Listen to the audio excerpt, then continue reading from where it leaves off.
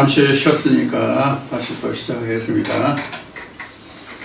우리가 이제 앞 시간에 그 말미의 끝머리에 마치면서 언급했듯이 8구절을 다시 좀 살펴가면서 이사야 63장 나머지 부분을 살펴보겠습니다.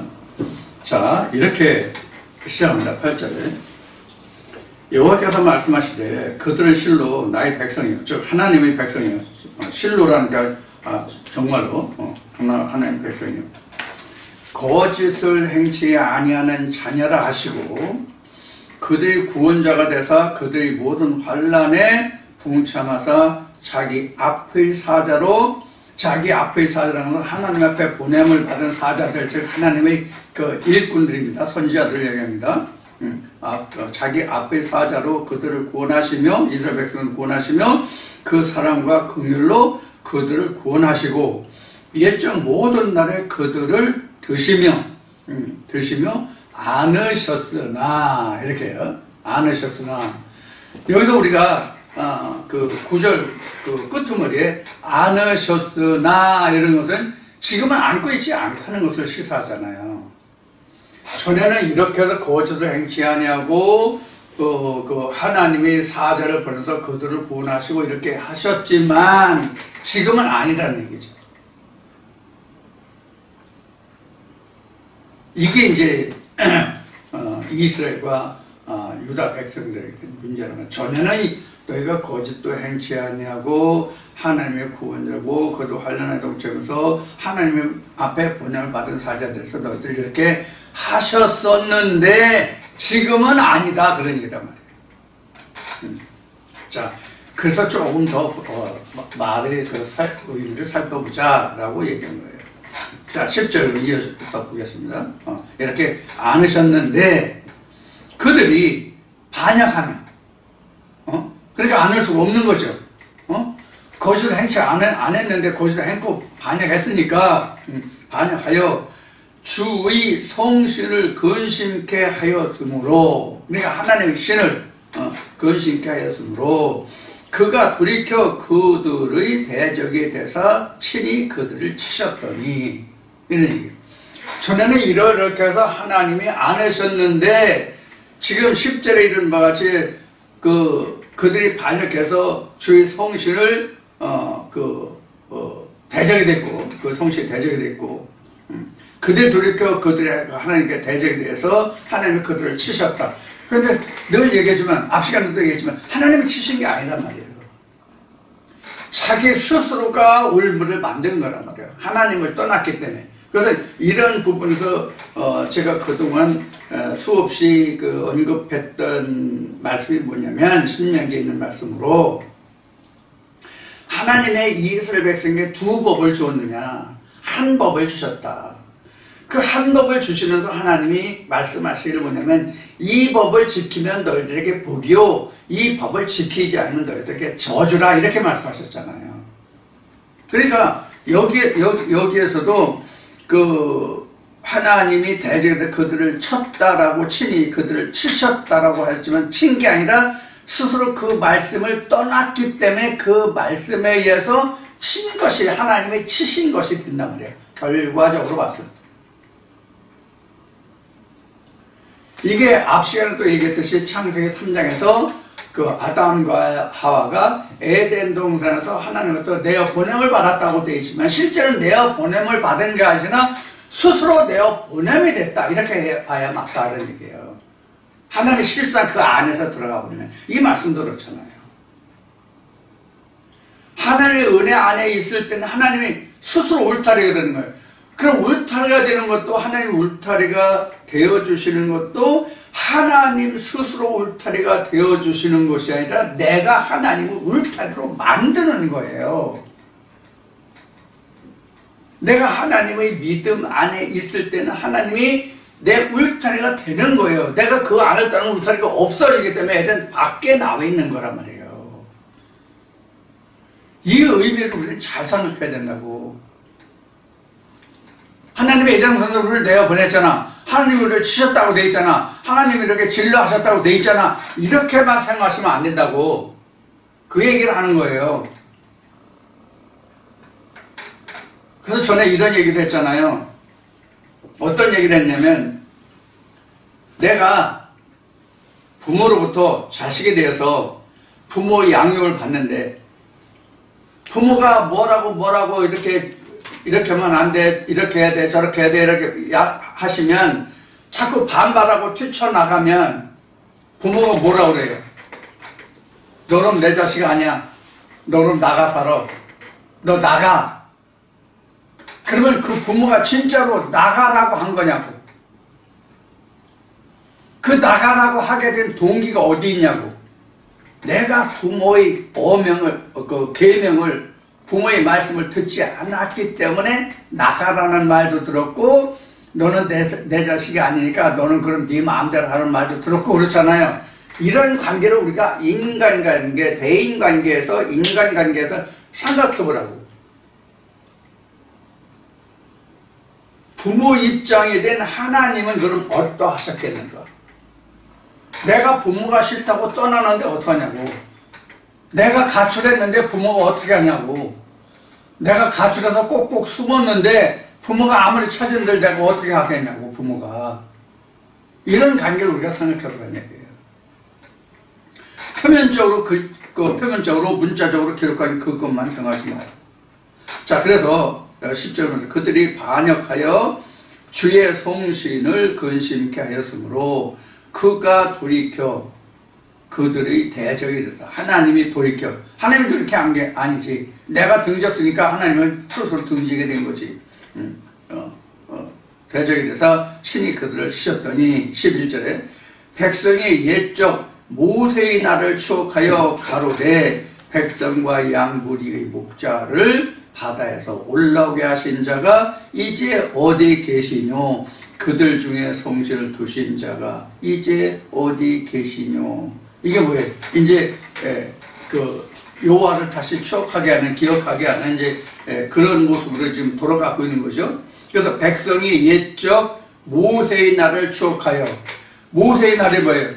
모세의 날도 뭐냐면 이스라엘 백성들이 모세를 얼마나 대적을 많이 했어요.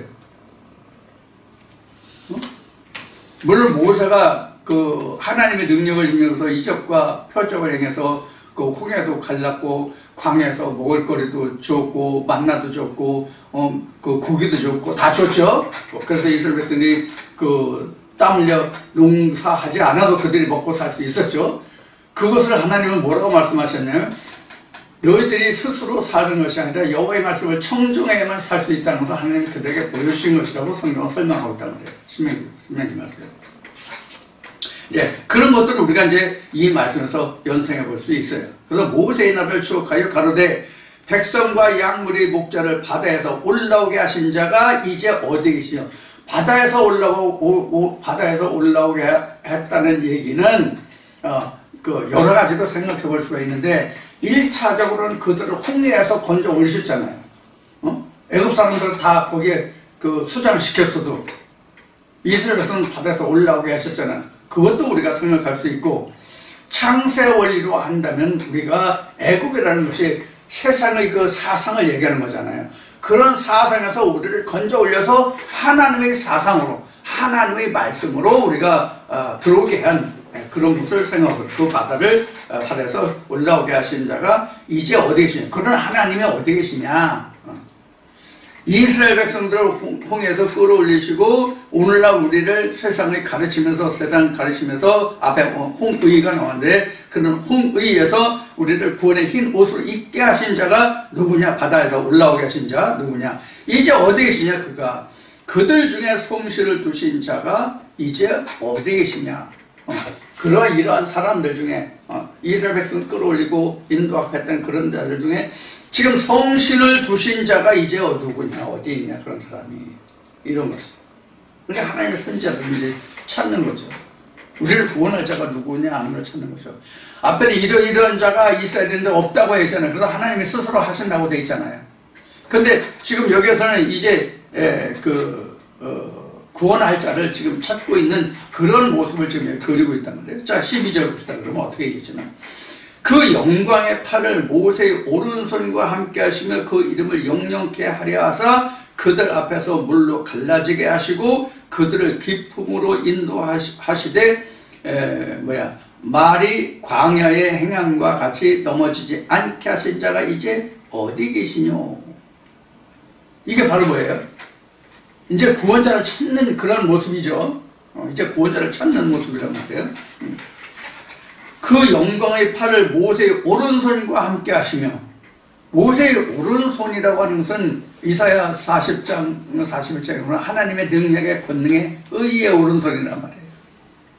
그래서 누가복음에서도 오른편 강도 왼편 강도가 나오는데 어느 강도가 구원을 입었냐라는 설명은 없지만 오른편 강도가 구원을 입었다라는 것을 우리가 신학에서도 주장하는 바고 우리가 능히 그렇게 알고 있는 거예요. 그럼 왜 오른편 강도가 구원을 입었다고 하고 있느냐? 그럼 오른편이 뭐냐? 하나님의 능력의 구원의 의의 오른손을 지금 이사야 40장에 기록하고 있기 때문에 그래요.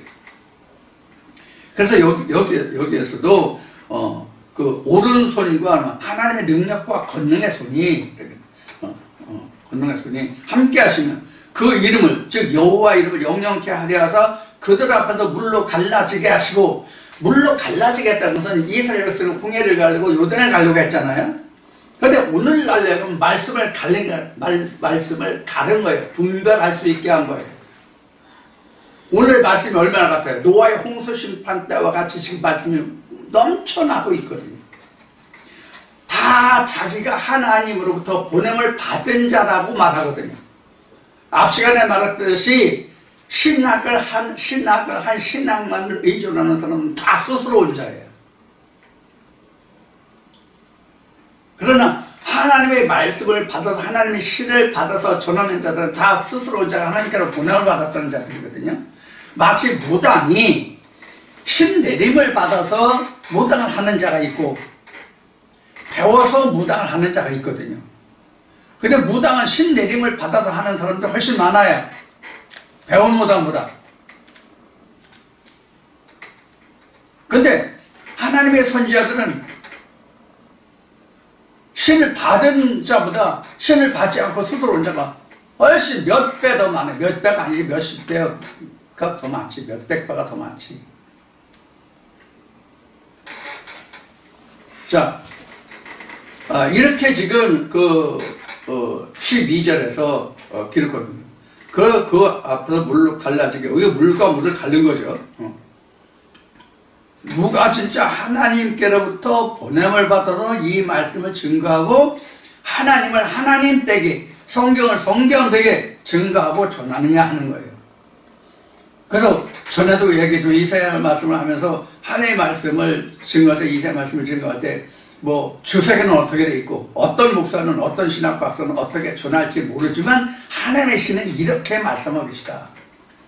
그래서 깎고 다듬지 않고 있는 그대로를 증거하는 것이 하나님이 이스라엘 백성들이 요단강을 건넜을 때 각 지파별로 요단강에서 돌을 취해서 그 돌을 깎고 다듬지 않고 그냥 있는 그대로 흰색만 칠해서 세우게 한 거, 기념비로 전한 거, 그래서 후대에 전하라고 말씀하시는 거.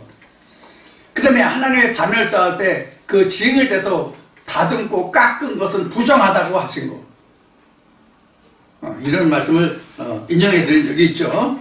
그래서 12절에서 기록하고 있는 이 말씀은 바로 물을 갈랐다는 것을 말해요. 그런 모습을 깎고 다듬은 것이 어느 것이고 깎고 다듬지 않은 것이 어느 것이냐 하는 것이 물과 물을 가르는 거예요.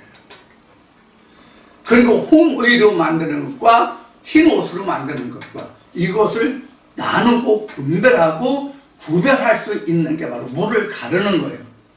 그러니까 어느 것이 진짜 성령이 교회들에게 하시는 말씀이냐 하는 것을 오늘 분별할 수 있는 것, 깨달을 수 있는 것이 바로 물을 가르는 거예요. 오늘날은 이스라엘 백성은 홍해와 요단을 건넜지만 오늘날은 우리가 홍해와 요단을 건너 홍해를 건너는 것은 홍의를 걷는 거예요. 그 요단을 가르는 것은 말씀을 분별하는 거예요. 이런 것을 우리가 이 말씀에서 우리가 생각할 수 있는 부분이 됩니다. 12절에 13절 보겠습니다. 그들을 기품으로 인도하시고 말이 광야에서 행함과 같이 넘어지지 않게 하신 자가 이제 어디 계시냐? 어디 계시냐는 거 묻고 있는 거죠. 그러니까 선자가 이스라엘 백성들에게 묻는 거예요. 너희가 이렇게 하는 것에 대해서 지금 묻고 있는 거란 말이에요. 그래서 그들을 기품으로 인도하시되, 즉 이스라엘 백성들을 기품으로 인도하시되, 이 기품이라는 것은 무엇을 말하냐면 이스라엘 백성이 미처 알지 못하고 깨닫지 못하는 그러한 것이 기품이에요. 우리가 하나님의 말씀을 처음 들을 때, 이 말씀을 들을 때 항상 우리는 기품으로 가는 거거든요. 하나님이 어떠한 모습인지 모르는 거예요. 그래서 마치 모세가 하나님이 계신 암흑으로, 흑암으로 들어갔다는 게 기품이에요. 이런 알지 못하는 것으로 들어가서 우리가 빛으로 나오는 거예요. 우리가 하나님을 알지 못하는 게 암이고 흑암이고 기품이고, 그런 것에서 인도하시되, 말이 광야에서 행한 것 같이, 말이 광야에서 행한 것은 그 활발하게 뛰고 그 씩씩한 그런 모습이잖아요. 물론 하나님이 그 말의 그 힘이 있는 그 다리를 기뻐하지 아니하신다는 말이지만, 여기서는 그 광야를 거칠지 않고 힘있게 달려가는 그런 모습을 여기서 그리고 있어요. 그래서 광야에서 행한 것 같이 넘어지지 않게, 넘어지지 않는 건 우리가 실족하는 거잖아요. 실족하지 않게 그렇게 하신 자가 이제 어디 계시냐? 이스라엘 백성들 이렇게 인도하신 자가 누구냐? 이렇게 묻고 있죠. 14절에 여호와의 신이 그들로 골짜기로 내려가는 가축같이 편히 쉬게 하셨도다. 주께서 이같이 주의 백성을 인도하사 이름을 영화롭게 하셨나이다 하였느니라.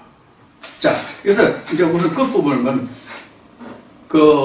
주의 백성을 인도하사 이름을 영화롭게 하셨나이다 하였느니라. 이 영화롭게 하였다는 것은 누구예요? 하나님의 이름, 여호와 이름을, 성신 앞에 성신 나왔는데, 성신 나왔나? 하나님의 신이 여호와의 신이 나왔구나. 여호와의 신이 영화롭게 됐다는 얘기죠.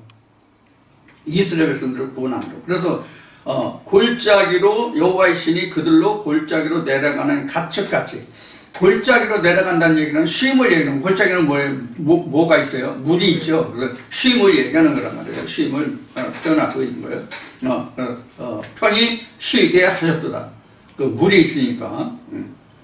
그 다음에 주께서 이같이 주의 백성을 인도하사 이름을 영화롭게 하셨느니라. 그래서 이스라엘 백성을 편안히 안연히 쉴 수 있는 골짜기로 인도하셨다는 얘기예요. 그러니까 이게 이제 여호와의 골짜기, 골짜기, 이제 이스라엘이 출애굽 때를 보면 광야에서 이제 물이 있는 곳, 그런 곳으로 이제 이스라엘 백성을 하나님이 인도하셨잖아요. 그러한 것을 우리가 여기서 연상해 볼 수 있는 그런 부분이 되겠습니다. 15절. 주여 하늘에서 굽어 살피시며 주의 거룩하고 영화로운 처소에서 보옵소서. 주의 열성과 주의 능하신 행동이 이제 어디 있나이까? 주의 베푸시던 간곡한 자비와 긍휼이 내게 그쳤나이다. 자, 여기서 주의 하늘에서 굽어 살피시며, 그러면 하늘 하면 우리가 종전에는 우리가 머리 위에 있는 이 창공, 이걸 우리가 하늘로 생각했을 거예요. 저도 그렇게 생각했는데 여러분들은 아니신지 모르겠지만, 저 같은 경우는 그렇게 생각해요. 하늘 하면 이제 그 하늘을 이제 생각을 했거든요. 근데 하늘은 하나님입니다. 그래서 우리가 천국이라고 하는 말이 하늘나라잖아요. 우리 말로 하면 천국이라는 말이 하늘나라잖아요. 천국이라는 말이, 천국이란 말이 우리말로 하면 하늘나라란 말이야. 하늘나라인데, 이 하늘이라는 것은 성경에서 하나님이잖아요. 하나님 나라가 천국이란 말이에요. 그래서 이게 헤븐스 칸트리란 말이에요. 헤븐스, 하나님의 나라. 그래서 여기서 하늘에서 굽어 살피시며 이러는데, 하나님이 하늘이기 때문에 요한복음 1장과 요한계시록과 그 다음에 창세기 1장을 빌어서 우리가 하나님을 생각하면 그것이 곧 성경이란 말이에요. 특히 요한복음 1장에서는 하나님의 말씀이라고 되어 있잖아요. 그래서 여기서 하늘에서 굽어 살피사 하는 것은 말씀으로 굽어 살피는 거예요. 말씀이 우리 모든 것을 다 보잖아요. 말씀으로. 앞에 이제 앞 시간에 거울 얘기했는데, 하나님의 말씀이 거울에서 자기 자신을 다 볼 수 있는 거잖아요. 말씀이 거울이라 가지고. 그래서 하늘에서 굽어 살피사는 것은 말씀으로 굽어 살피사, 이렇게 해도 과언이 아니에요. 이게 오히려 더 타당한 얘기예요. 하늘에서 굽어 살핀다고 얘기하면, 우리가 하늘이라고 하면은 방금 얘기했듯이 우리 머리 위에 있는 이 창공, 이 창공이 하늘이 아니에요. 성경에서 말하는 하늘은.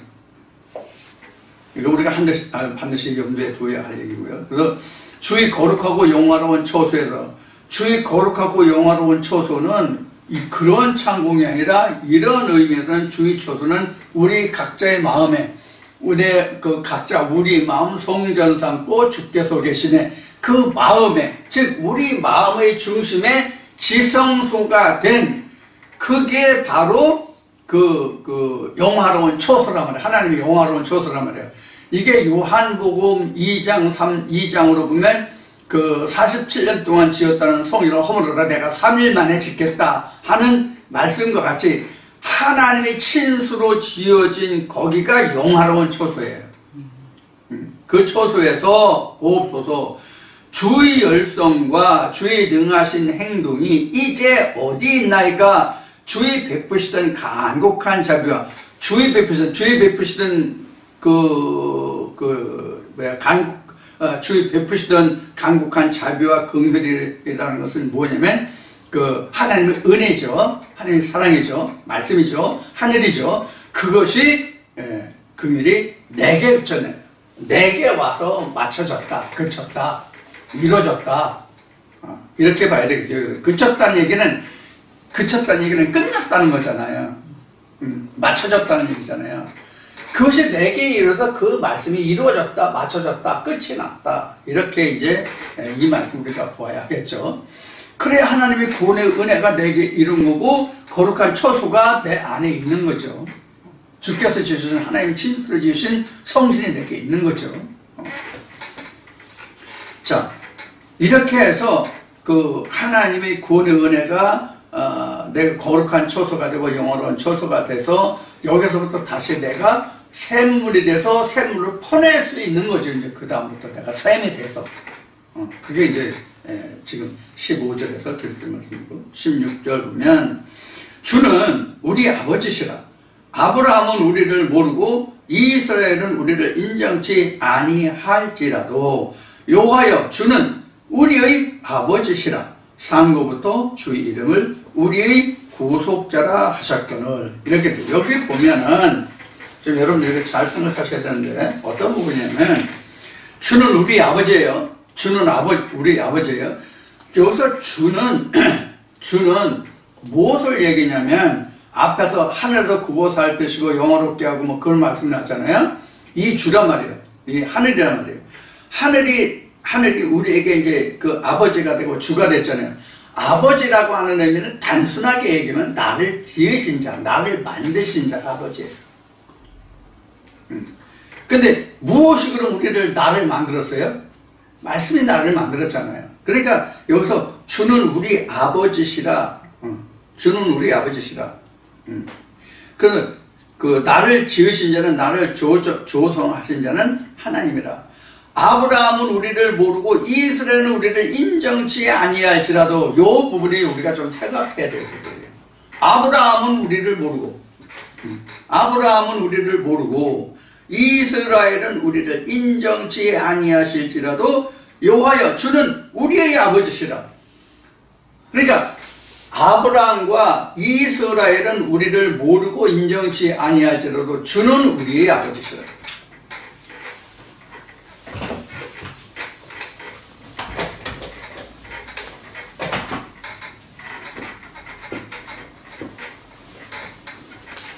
자, 뭐가 나왔어요? 여기 보면 아브라함이 나왔죠. 아브라함은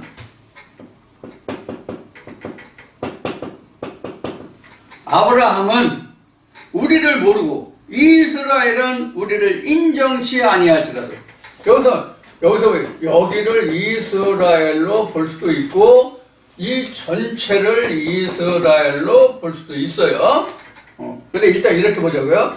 아브라함, 이스라엘 이렇게 보자고요. 근데 여기가 이제 지성소가 되겠죠. 그래서 아브라함과 이스라엘을 몰라. 우리를 모르고 인정치 않아. 근데 여기는 누가 있어요? 아버지가 있잖아. 지성소가 아버지잖아. 그래서 이런 뜻이란 말이에요. 그래서 아브라함 우리를 모르고 이스라엘 우리를 인정치 아니할지라도 나는 여기를 인정치 아니할지라도 이런 뜻이란 말이에요. 우리를 인정치 아니할지라도 여호와여 주는 우리의 아버지라. 주는 우리의 아버지시라. 나를 조사하고 나를 지으신 자다. 이런 의미가 되는 거죠. 자, 그래서 16절에 이제 그런 의미로 들어가 있어요. 그 아브라함은 우리를 모르고 이스라엘은 우리를 인정지 아니하실지라도. 이게 이제 창세기에서 기록한 아브라함과 이스라엘을 의미하는 게 아니란 말이에요. 이스라엘은 결국 누구예요? 야곱이죠. 창세로 그대로 하면 야곱이죠. 현재로 보면 야곱이 우리 마음이죠. 우리 마음이 이스라엘이 된 거란 말이에요. 현재는 거기 하나님의 나라가 됐고 이게 지금 여기가 지금 사실은 아들이 된 거잖아. 여기는. 그러니까 아들은 곧 아버지죠. 그렇죠? 그래서 요한계시록에서 보면 내가 아버지의 보좌에 앉은 것 같이 너희도 아버지의 보좌에 앉겠다. 즉 아버지가 보좌에 앉은 그 보좌에 앉았다는 것은 내가 아버지가 된다는 뜻이잖아. 하나님이 된다는 뜻이지. 그러니까 그런 의미를 여기서 이제 생각하시고 이 그림을 보시면 여러분들이 이해하실 수 있을 거예요. 그래서 아브라함은 우리를 모르고 이스라엘은 우리를 인정치 아니할지라도 여호와여 주는 우리의 아버지라. 주는 우리의 아버지라. 여기가 또 나의 주잖아요. 주는 우리의 아버지시라. 상고부터 주의 이름을 우리 구속자라 하셨거늘. 구속자는 여기란 말이에요. 여기가 구속자죠. 이거. 그래서 여호와의 말씀이 이렇게 와서 이것이 전파된다고 그랬죠. 먼저 이제 성소를 그리면서 이렇게 얘기했죠. 지성소, 성소, 그래서 말씀이 여기 내려와서 이렇게 그 말씀이 전파된다고 이렇게 얘기했죠. 그래서 그 그림을 전환하면 이렇게 된다고 이제 지난번에 말씀드린 것 같습니다. 이렇게 말씀드립니다. 이렇게 된 거예요. 그래서 이제 16절이 바로 이런 의미로 설명을 하고 있습니다. 구속자라 하셨거늘, 그 주의 이름을 구속자라 하셨거늘, 즉 죄를 사하시고 구원을 베푸는 자. 근데 구원을 먼저 시키시고 그 다음에 구원을 인해서 그 죄를 죄로 여기지 인정치 아니하시는 그런 의미가 이제 구속자예요. 하셨거늘 17절에 여호와여 어째여 우리로 주의 길에서 떠나게 하시며 우리 마음을 강팍하게 하사 주를 경외하지 않게 하시나이까. 원컨대 주의 종들 곧 주의 산업인 지파들을 위하사 돌아오시옵소서.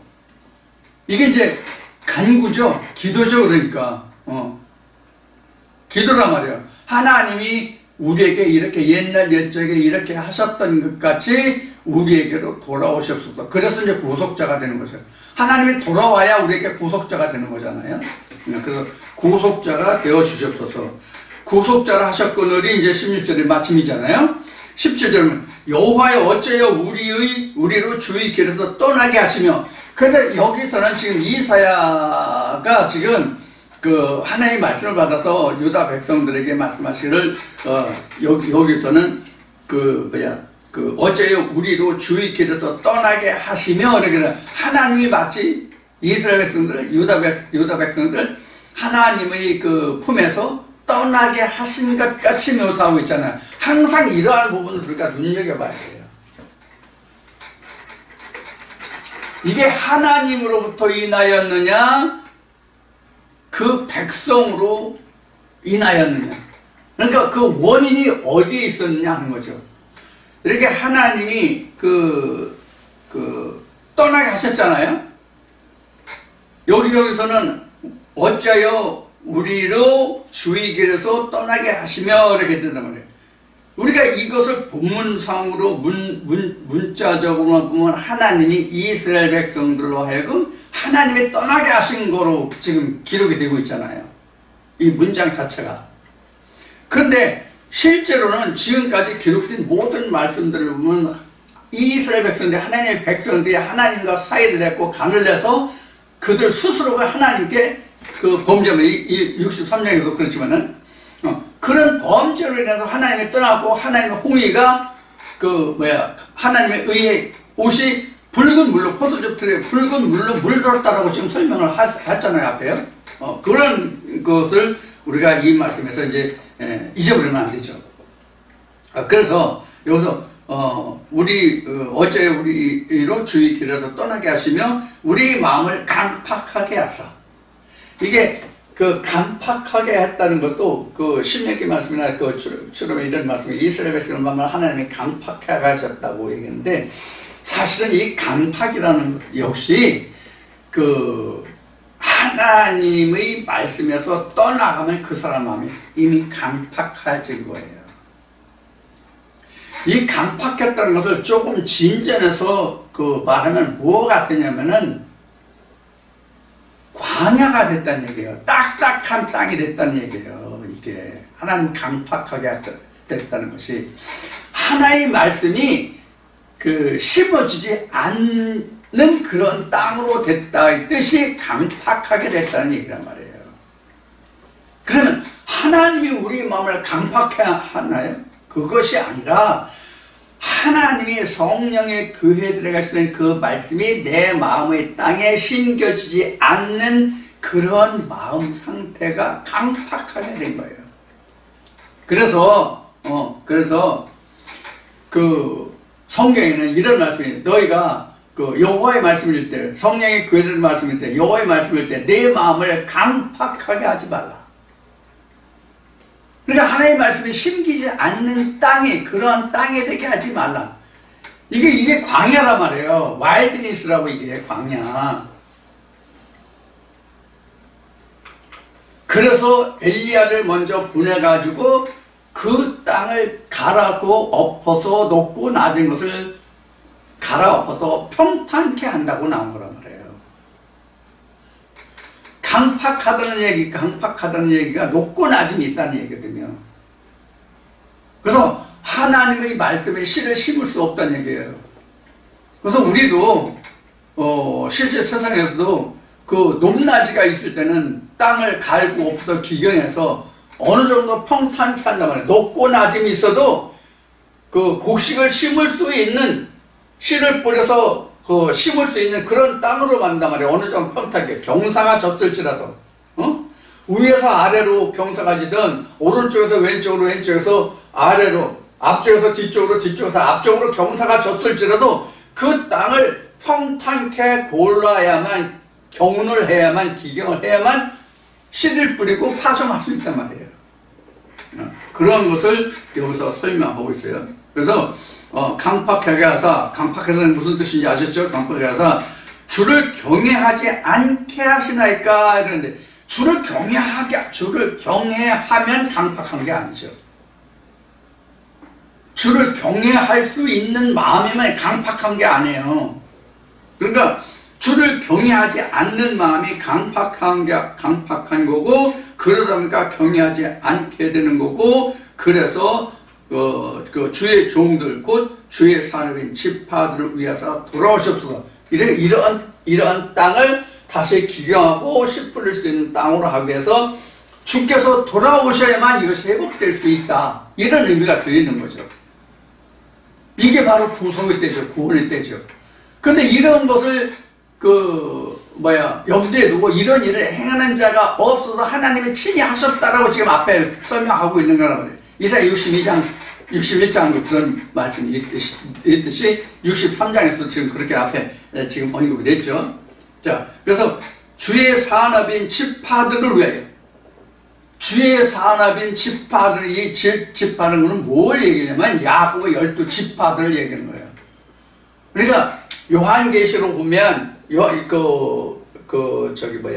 그 출애굽을 보면은 야곱의 12 아들들이 그 하나님의 성막과 성전을 이루는 그러한 이제 그 형성을 이루죠.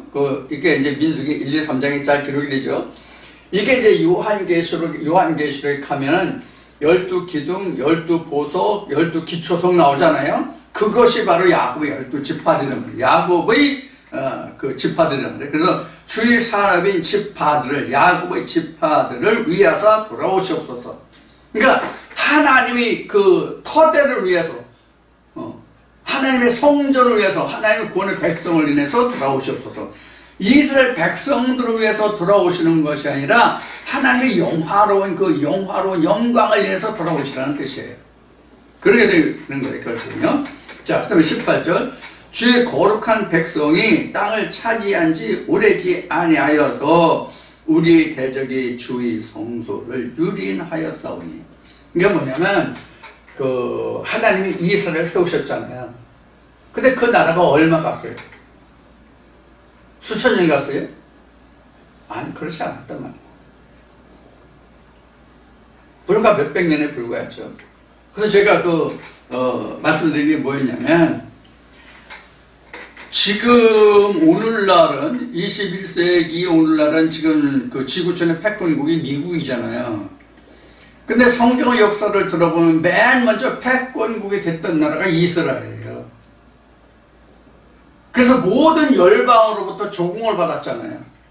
그 태평성대가 솔로몬 때였잖아요. 그래서 솔로몬 왕국이 멸망하고 하나님의 패권국이 멸망하고 그 뒤에는 성경에는 그렇게 패권국으로 열거하고 있지 않지만 당시의 패권국은 우리가 아수르나 애굽으로 볼 수가 있어요. 근데 저 같은 경우는 아수르가 더 패권국이라고 봅니다. 애굽보다. 당시에 크기는 애굽이 더 컸지만. 우리가 성경적으로 보면 애굽이 항상 커요. 성경적으로 애굽보다 큰 나라가 없어요. 세상 나라로는. 성경적인 패권국이에요. 세상적인 패권국이 아니에요. 성경적으로 보면 애굽보다 더 큰 패권국이 없어요. 가장 큰 패권국이 애굽이에요. 사실 하나님 나라는 이스라엘 같아요. 가장 적어요. 하나님 말씀하신 것이 너희가 이스라엘 모든 민족 중에서 가장 작다라고 말씀하시는 것과 같아요. 그래서 구원의 백성의 힘이 더 적어요. 자, 이게 이제 성경적인 거예요. 자, 그런데 이 말씀에서 같이 주의 산업인 지파들을 위하여 돌아오시옵소서. 그리고 그 주의 거룩한 백성을 땅에 차지한 지 오래지 아니해서 우리 대적이 주의 성소를 유린하였사오니. 이렇게 돼요. 그래서 이스라엘과 유다의 그 역사가 그리 길지 않잖아요. 그래서 유다가 좀 분단국이 됐을지라도 조금 이스라엘보다는 좀 명맥을 더 유지했죠. 유다가 조금 더 명맥을 유지했던 것은 하나님이 말씀에 언급하셨듯이 그 다윗과의 언약 때문에 그래서 유다가 그만큼이라도 지탱한 거란 말이에요. 하나님의 언약 때문에, 다윗의 언약 때문에. 그러다 결국은 그 유다 백성들도 워낙 하나님을 등지고 배반했기 때문에 하나님이 결국 그 손을 놓아버렸죠. 하나님의 손을 놓아버렸다는 건 이스라엘 백성들이, 유다 백성들이 하나님의 구원의 손길을 놓아버렸다는 얘기야. 하나님이 우리 세상에 썩은 동아줄 무슨 동아줄이야 얘기하는데 그런 썩은 동아줄을 붙들었단 말이야. 이스라엘 백성이 하나님의 동아줄을 붙드는 게 아니라. 그러니까 이스라엘 백성이 스스로 하나님 은혜에서 떠나간 거죠. 그런 상태를 우리가 연상하시면 됩니다. 그래서 주의 성소가 유린된 거예요. 예루살렘이, 이스라엘이 완전히 바벨론에서 완전히 파괴가 되고, 오히려 왕들은 포로로 붙들려가고, 인질이 되었고, 그 방백들은 거기에서 가장 우리가 잘 아는 게 다니엘 같은 친구들 가서 바벨론에 대신들이 되나, 중사를 했다고 해야 되나, 하여튼 그런 거가 됐잖아요. 그러니까 바벨론의 부역자들이 되는 거지. 그러니까 쉽게 말하면 다니엘은 바벨론의 부역자가 된 거예요. 유다의 지식인들의 하나였지만 하나님의 말씀에 불임을 받는 자들이었지만 결국은 바벨론의 부역자가 된 거예요. 바벨론의 부역자가 됐는데 다니엘과 그 친구들은 그 부역자가 되지 않기 위해서 무진 애를 썼다는 기록이 사실은 다니엘서예요.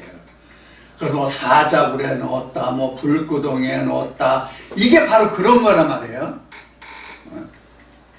자, 그래서 이제 이렇게 해서 이제 유린이 된 거예요. 기왕에는 하나님의 백성에 대해서 그들이 고치들 모르고 하나님께 진실되고 뭐 이러한 자들이었는데 그런 자들이었으나 이렇게 해서 그들이 떠났다. 그러니까 우리도 지난날 하나님을 섬긴다고 하나님을 찾는다고 했지만 그렇지 못한 자들이었다는 것을 우리가 생각하면 우리도 하나님을 배반하고 떠난 자들이었거든요. 근데 우리는 그 유다나 이스라엘 백성들과 다른 것이 뭐냐면 하나님은 언약의 기여 아예 없었다는 것이죠. 그러니까 이것을 요한복음 4장으로 얘기하면 진짜 남편을 만나지 못하고 가짜 남편을 따라서 그 가짜 남편한테 그 시정을 빌면서 그 가짜 남편의 자식을 낳으려고 했던 것이죠. 그래서 예수가 와가지고 수가성경한테 야, 너 남편 없다는 말이 맞아. 그 지금 너 살고 있는 그 남편도 네 남편 아니야. 지금 하나님이 없다는 뜻이잖아요. 그런 것을 우리가 연상하시면서 이 말씀을 보시면은 유린하였다는 것이 무엇인지 우리가 이해를 할 수 있을 겁니다. 그러면 19절에 보면 우리는 주의 다스림을 받지 못하는 자 같으며 주의 이름으로 칭함을 받지 못하는 자 같이 되었나이다. 이게 이제 결과예요. 왜 그렇게 됐느냐 하는 거예요. 지금 그것을 쭉 설명하고 있어요. 지금 그것을 설명하고 있어요. 이스라엘 백성. 너희가 이렇게 하였으나 이런 것 때문에 너희가 이렇게 돼서 결국은 너희가 지금 하나님으로부터 구원을 받은 사랑을 받는 그러한 칭함을 받는 그러한 그 자가 아니라 그렇지 못한 자가 되었다라고 지금 설명하고 있는 거예요. 그러니까 너희들은 어떻게 했고 그 원인은 뭐고 왜 너희가 이렇게 됐고 이것을 지금 설명하고 있는 거예요. 그래서 우리가 성경은 어느 말씀을 우리가 상고하든지 간에 이 성경은 곧 누구에 관해서 하는 말이다? 각자 자신의 영혼에 대해서 하는 말이고 그것이 각자가 볼 수 있는 거울의 말씀이 되어야 된다라고 이 시간에도 말씀드린 거예요. 항상 그래서 성경은 우리에게 거울의 말씀이 돼요. 이 말씀에 비춰볼 때 그럼 나는 이들은 이때 당시에 이렇게 해서 이렇게 됐고 이러한 처지에 있었고 이렇게 부르짖고 이렇게 호소하고 하나님이 이렇게 말씀하시고 그 종들이 이렇게 전하고 지금 그럼 나는 어떠한 상태에 있으며 어떠한 상태였으며 지금 어떠하며 지금 어떠한 말씀을 듣고 있으며 나는 그 말씀에서 어떻게 반응하고 어떻게 내가 이해하고 쫓아가고 해석하고 있는가 이런 것을 살펴봐야 된다는 말이죠. 그래서 하나님의 영원성이에요, 이게요. 하나님의 말씀이 어느 시대에 국한해서 그 시대를 말하고 있는 것이 아니라 하나님은 항상 살아계신 하나님이라는 뜻이 바로 지금 이야기한 부분이에요. 지금 이야기한 부분이 뭐냐면 지금도 나에게 똑같은 말씀으로 다가오고 해석되고 도와줘야 한다는 얘기예요. 그러니까 지금 내게 하시는 말씀이다 이런 얘기예요. 근데 우리가 이따금 얘기하지만 이제 매주 말씀을 이제 2시간씩 한 거를 올리잖아요. 2시간 거를 올리잖아요.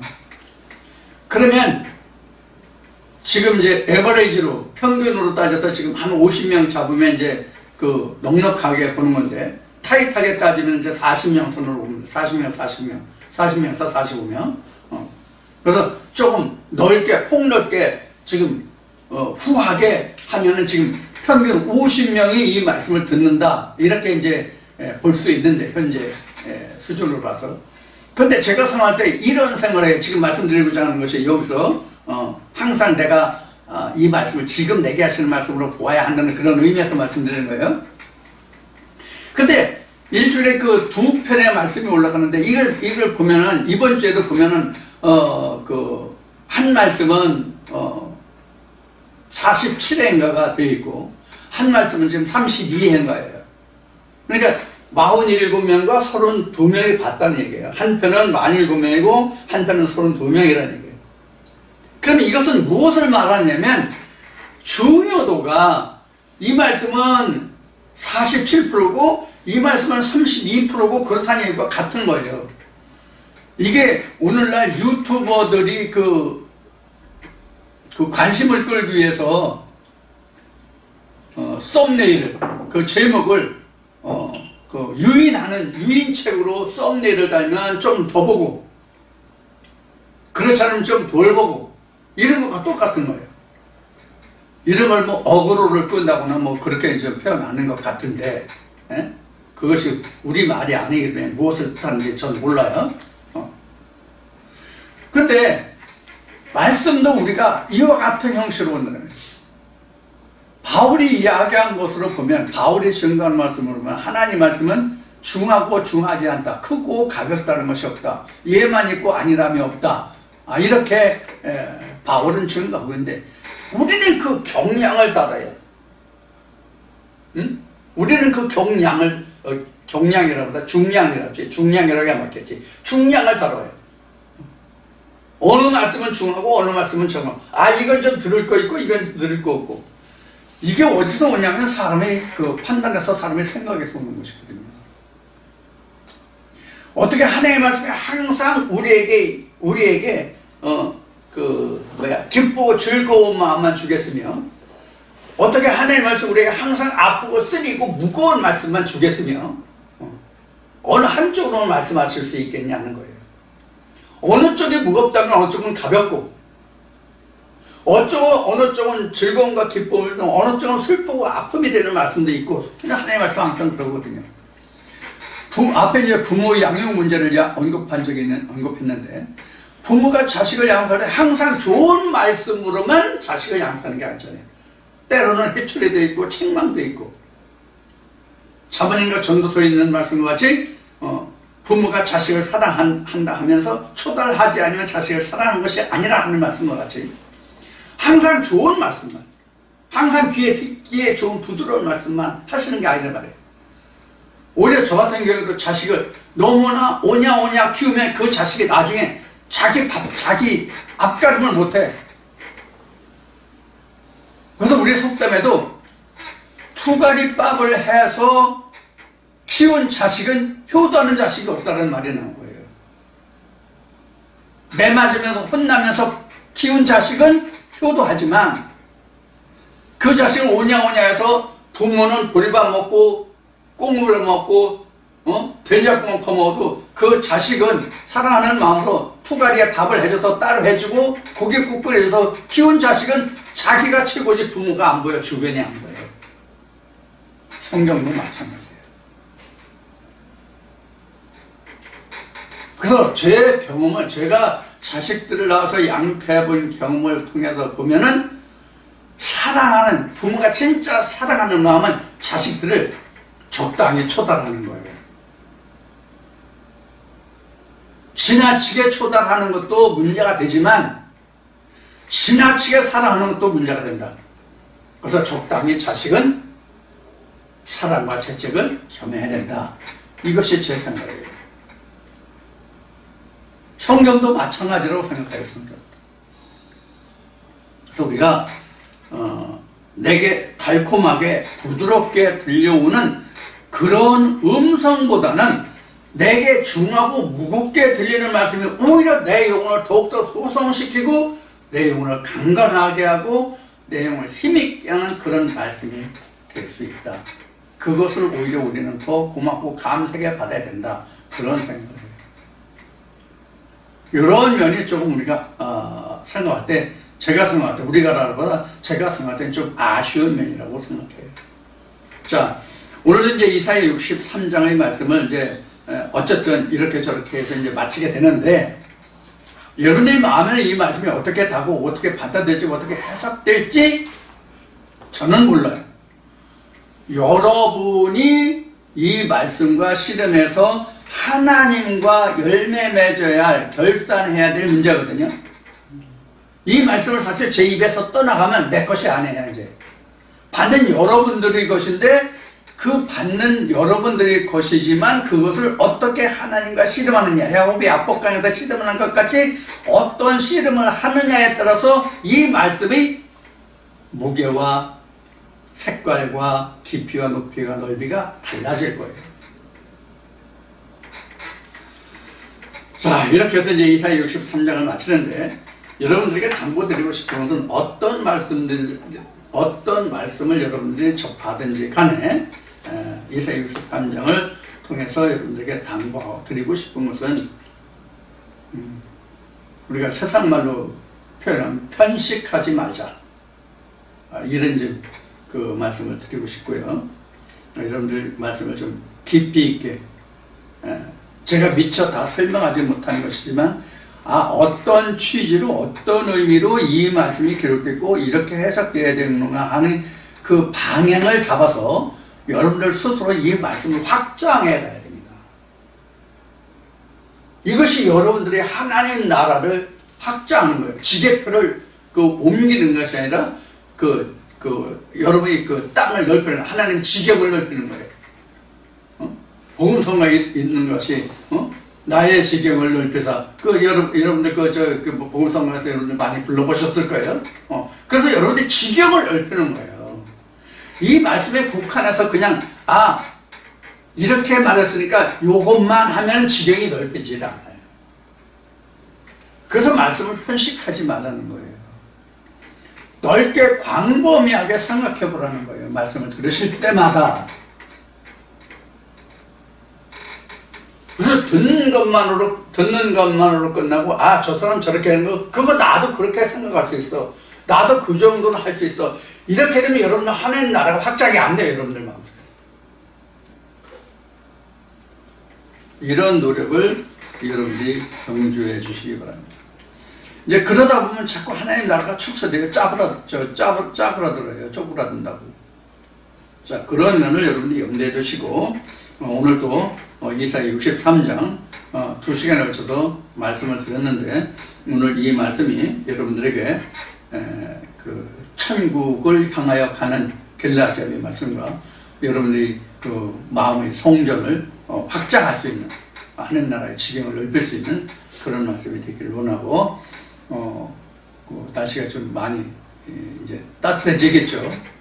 어제는 비가 좀 왔는데 여러분들 건강 유념하시고 일교차 심하니까 건강 유념하시고 다음 주에 건강한 모습으로 다시 만나 뵐 수 있기를 원합니다. 감사합니다. 다음 주에 봐요.